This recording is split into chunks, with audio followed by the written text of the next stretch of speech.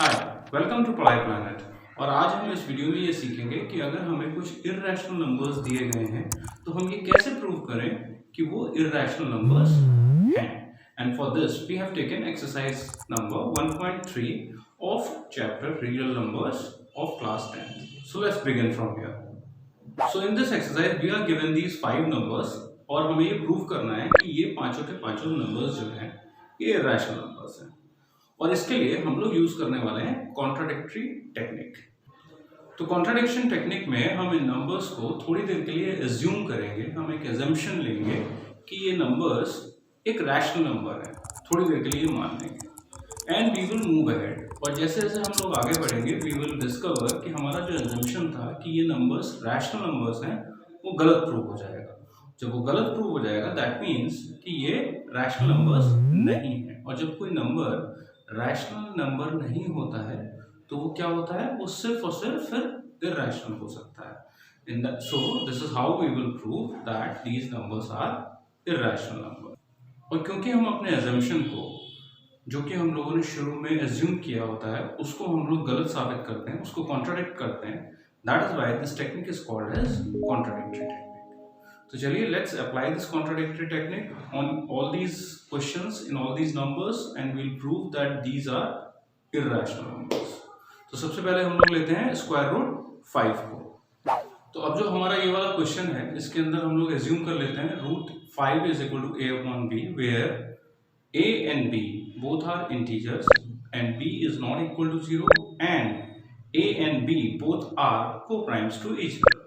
a and b are co-primes मतलब ये कि इन दोनों के बीच में a और b के बीच में कोई भी कॉमन फैक्टर नहीं है। And now we'll square both the sides. So we can say that a square is equal to 5b square, right?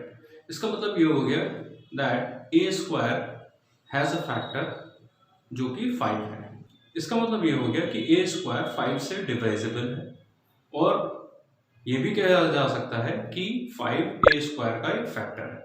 Now this is possible only when a is also divisible by 5, right? So we can say that a is equal to 5k where k is some integer. So we can write that b square is equal to 25k square divided by 5 and that's 5k square, right? तो यहाँ से हमें ये पता चल रहा है that b square is also divisible by 5 and that is again possible only when it is divisible by b is divisible by 5. That means both a and b have a common factor and that is 5. हालांकि हम लोगों ने assume करा था शुरू में कि a और b के बीच में कोई भी कॉमन फैक्टर नहीं है और हमने उस assumption को लेते हुए हम आगे बढ़े and we have proven that our assumption is wrong. There is a contradiction and that is why we can say that root 5 is an irrational number. Okay? So now let's move ahead to the next one. So the next one is 3 plus 2 root 5 and again we'll assume that it's a rational number. तो हम लोग लिख सकते हैं that 3 plus 2 root 5 is equal to a upon b जहाँ पर a और b दोनों ही integers हैं and they do not have any co-primes and also b is not equal to 0, right? तो इस तरह ये situation है and now if we simplify this expression then we can write that root 5 is equal to 1 upon 2 a upon b minus 3, right? और अगर हम लोग right side को थोड़ा ध्यान से देखें तो हम लोग देखेंगे that a and b are integers, 2 and 3 are also integers. That's why this whole thing will be a rational number. अब क्योंकि ये रैशनल नंबर होगा इसका मतलब हमारा रूट 5 भी रैशनल नंबर हो जाएगा, जबकि we already know the fact that root 5 is an irrational number. इसका मतलब ये है कि हमारा एजम्पशन जो था वो गलत हो रहा है, यहाँ पर कॉन्ट्राडिक्ट हो रहा है। अब क्योंकि वो कॉन्ट्राडिक्ट हो रहा है हम लोग ये कह सकते हैं that 3 plus 2 root 5 is not a rational number, it's an irrational number. चलिए now let's take the third one. तो third one is 1 upon root 2 और हम लोग इसको एज्यूम करेंगे कि ये एक रैशनल नंबर है। So we can write 1 upon root 2 is equal to a upon b, where a and b both are integers. They do not have any common factor. They are co-primes, and b is not equal to 0. So we can now write that square root 2 is equal to b upon a.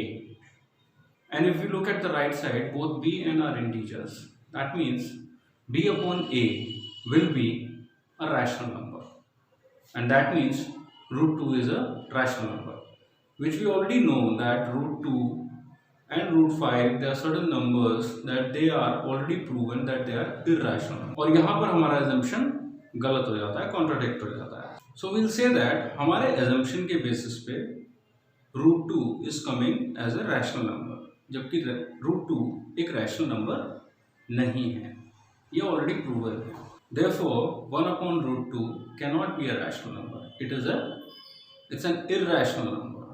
Alright, so let's move on to the next one now. So the next one is 7 root 5. यहाँ पे हम लोग assume करेंगे सबसे पहले कि 7 root 5 is a rational number and is equal to a upon b, where a and b both are integers and are co-primes and b is not equal to 0. अब यहाँ पर हम लोग लिख सकते हैं that root 5 is equal to a upon 7b.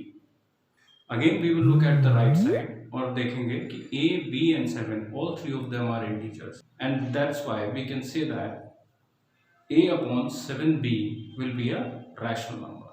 इसका मतलब ये कि root 5 भी एक rational number है, जो कि है नहीं. We already know that root 5 is an irrational number, and that's why our assumption is wrong, and that is why we can say that 7 root 5 is an irrational number. Next question is 6 plus root 2.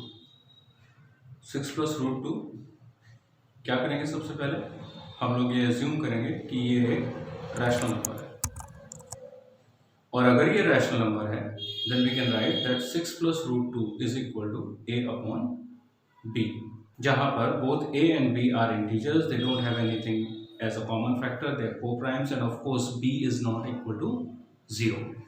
Right, तो यहाँ से अगर हम लोग root 2 की value निकालेंगे that will be a upon b minus 6. और अगर हम लोग राइट साइड को ऑब्जर्व करेंगे then we see that both a and b are integers and 6 is also an integer. That's why this whole a upon b minus 6 will be a rational number, and if this is a rational number that means root 2 is also a rational number. और ये हमारे chapters में already हमको बताया जा चुका है. This is already proven that root 2 is not a rational number, and that's why our contradiction is coming here, and that's why our assumption is wrong here, and 6 plus root 2 is an irrational number. So this is how we have completed exercise 1.3. I'm sure आप लोगों को बहुत मज़ा आया होगा, समझ में आए होंगे क्वेश्चंस. अगर कोई भी डाउट है या कोई भी क्वेश्चन आप लोग पूछना चाहते हैं then please write your queries in the comment box, और मैं आपका आंसर दूंगा उन क्वेश्चंस के ऊपर. Till then, keep watching these videos and I'll be soon coming with the next video that is on exercise 1.4.